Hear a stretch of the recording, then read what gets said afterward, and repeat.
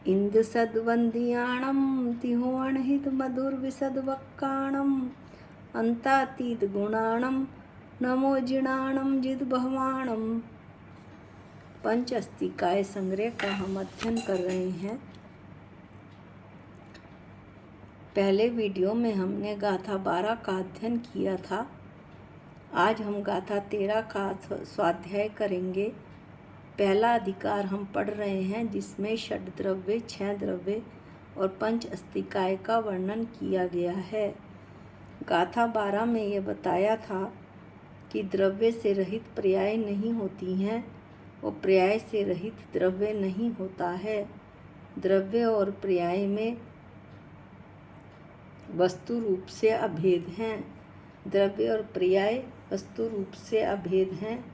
एक दूसरे के आश्रय से वे निर्वाह करती हैं। कौन? द्रव्य व पर्याय। जब पर्याय द्रव्य से अलग होती ही नहीं है तो जो मेरी आत्मा की पर्याय है वो मेरी आत्मा से अलग कैसे हो सकती है।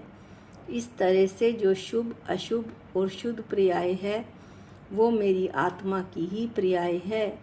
इसलिए हमें शुद्ध पर्याय की भावना करनी चाहिए कि मैं सिद्ध स्वरूपी हूँ, मैं चेतन भगवान आत्मा हूँ। इसके अलावा मैं विश्व में कुछ भी नहीं हूँ। अपने शुभ भावों की तरफ बढ़ने का पुरुषार्थ अपने को करना चाहिए और अशुभ भावों से हटना चाहिए।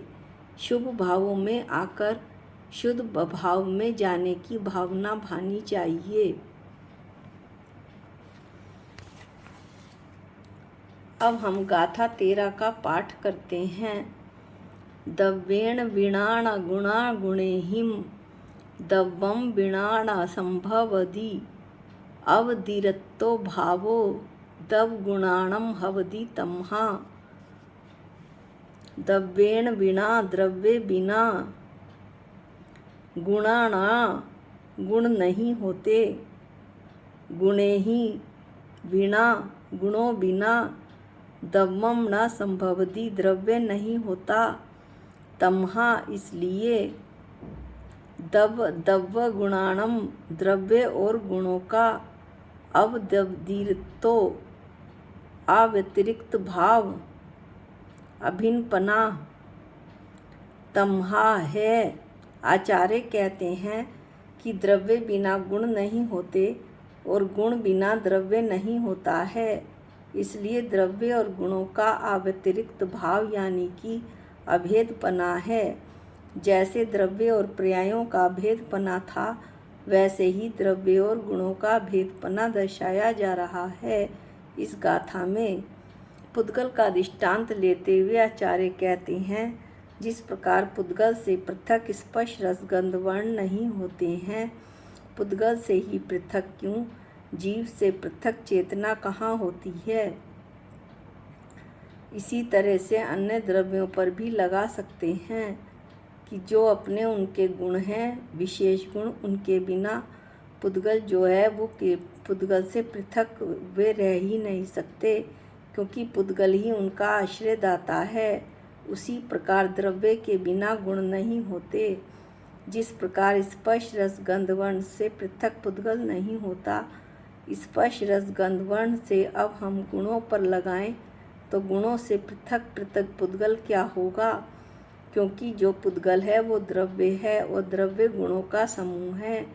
जब गुणों का समूह ही नहीं है तो उस गुणों के समूहों से पृथक पुद्गल द्रव्य क्या होगा। उसी प्रकार गुणों के बिना द्रव्य नहीं होता है। इसलिए यद्यपि द्रव्य और गुणों का आदेशवशात कथन से कथनचित भेद है, समझाने के लिए कथनचित भेद कर दिया गया है। द्रव्य लक्ष्य है, गुण लक्षण है। लक्षण के आधार पर लक्ष्य को बताया जाता है। द्रव्य आधार है और गुण आधेय हैं। द्रव्य गुणों को आधारदाता, गुणों का आधारदाता द्रव्य ही है और जिन्हें आधार दिया जाता है वो आधे कहलाते हैं। तो गुण आधे हैं और द्रव्य आधार है, इसलिए इनमें कथनचित भेद है। तथापि वे एक अस्तित्व में नियत होने के कारण उनका एक ही अस्तित्व है, एक ही उत्पाद व द्रव्य है। इसलिए अन्योन्वृत्ति नहीं छोड़ते।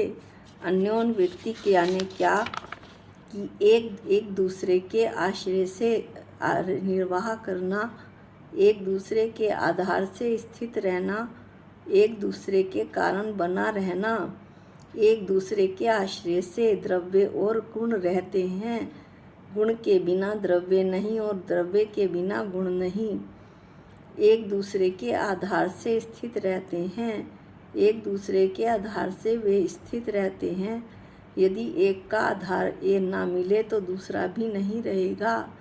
एक दूसरे के कारण बने रहते हैं, एक ना हो तो दूसरा भी नहीं होगा। इस तरह से अन्योन्वृत्ति नहीं छोड़ते। इसलिए वस्तु रूप से द्रव्य और पर्याय की भांति द्रव्य और गुण भी अभेद हैं।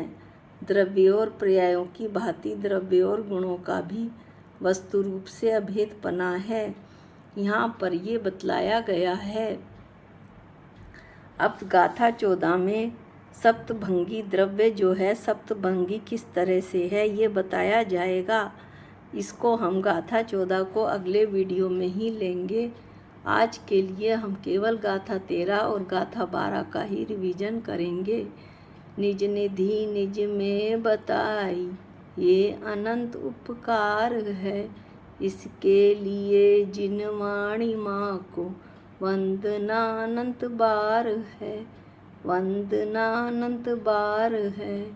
सबको जय जिनेंद्र।